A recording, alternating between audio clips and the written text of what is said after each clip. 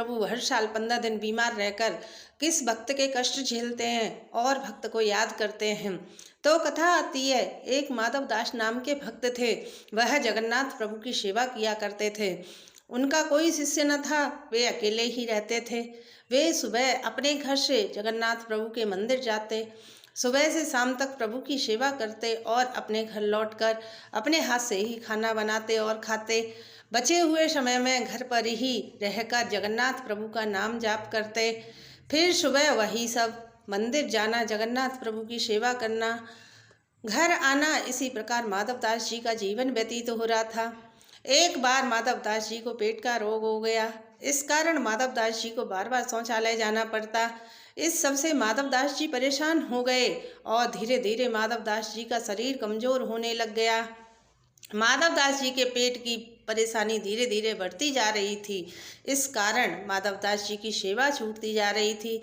मन में सोचने लगे कि अब मेरा यह शरीर जगन्नाथ प्रभु की सेवा के लायक नहीं बचा, क्योंकि मुझे इस पेट की बीमारी के कारण बार बार शौचालय जाना पड़ता है। अगर किसी दिन सेवा करते समय ऐसा कुछ हो गया तो मुझे सेवा करने से बहुत बड़ा पाप लग जाएगा। ऐसा सोचकर माधवदास जी जगन्नाथ प्रभु की सेवा छोड़कर घर पर ही जगन्नाथ प्रभु का नाम जाप करने लगे। धीरे धीरे माधवदास जी की हालत और भी खराब हो गई, तो माधवदास जी का घर में रहकर भी नाम जाप छूट गया। अब माधवदास जी की हालत ऐसी हो गई कि वे उठकर शौचालय भी नहीं जा पाते। जहाँ लेटे रहते वहीं पर उनकी सब क्रिया हो जाती। अब तो माधवदास जी दुखी हो गए और वे सोचने लगे कि मेरी जगन्नाथ जी की सेवा छूटी और अब घर पर रहकर नाम जाप भी छूट गया। अब मैं इस शरीर का त्याग कर दूंगा। यह सब सोचकर माधवदास जी धीरे धीरे चलकर किसी प्रकार जगन्नाथपुरी से दूर समुद्र के किनारे बैठ गए और सोचते हैं, हे प्रभु, अब मेरे यह प्राण ही निकल जाएं और समुद्र देव मुझे अपनी लहरों के द्वारा बहा ले जाएं।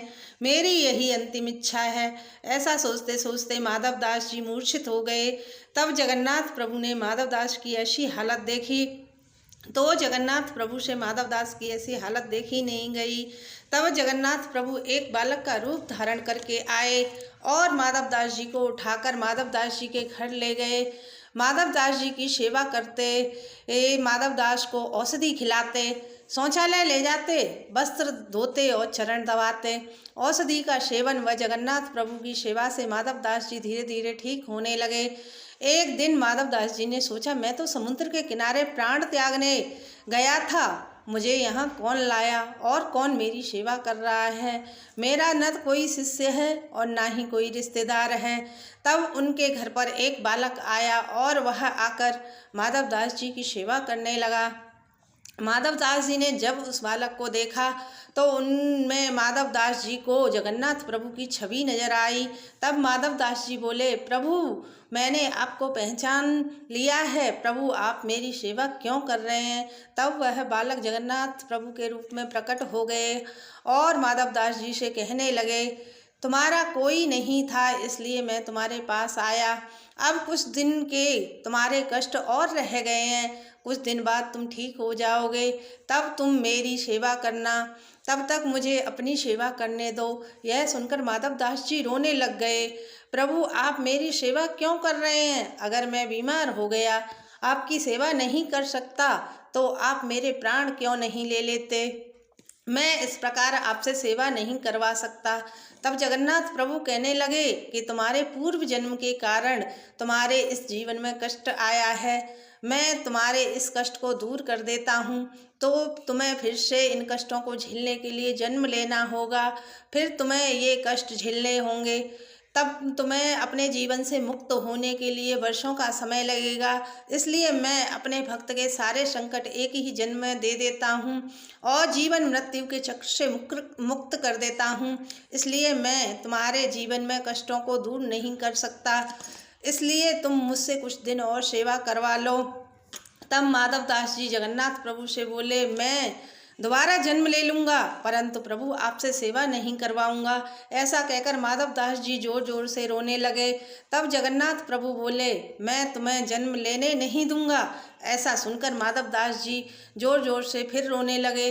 तब जगन्नाथ प्रभु जी बोले, अब मैं तुम्हें तीसरा उपाय बताता हूँ जो तुम्हें मानना ही पड़ेगा।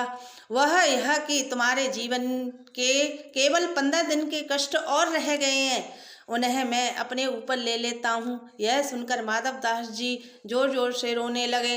तब जगन्नाथ प्रभु ने माधव दास जी को समझाया और माधव दास को जीवन मृत्यु के चक्र से मुक्त कर दिया। जगन्नाथ प्रभु मंदिर में गए और ज्येष्ठ पूर्णिमा के दिन अनेकों घड़ों से स्नान करके स्वयं को बीमार कर लिया और माधव दास जी के जीवन के 15 दिन के कष्ट अपने ऊपर ले लिए। तभी से जगन्नाथ प्रभु साल में 15 दिन बीमार रहने लगे। उन दिनों में जगन्नाथ प्रभु के लिए दाल भात खिचड़ी कुछ भी नहीं बनता, केवल औषधि का ही सेवन जगन्नाथ प्रभु को कराया जाता है। अब प्रश्न आता है, माधव दास के तो कष्ट 15 दिन के रह गए थे, फिर जगन्नाथ प्रभु हर साल बीमार क्यों रहते हैं? तो कहा जाता है जगन्नाथ प्रभु अपने भक्त माधव दास को याद करने के कारण हर साल 15 दिन के लिए बीमार हो जाते हैं। यदि आपको मेरी यह कथा अच्छी लगे तो कृपया लाइक और कमेंट करना। जय जगन्नाथ प्रभु। श्री शिवाय नमस्तुभ्यं।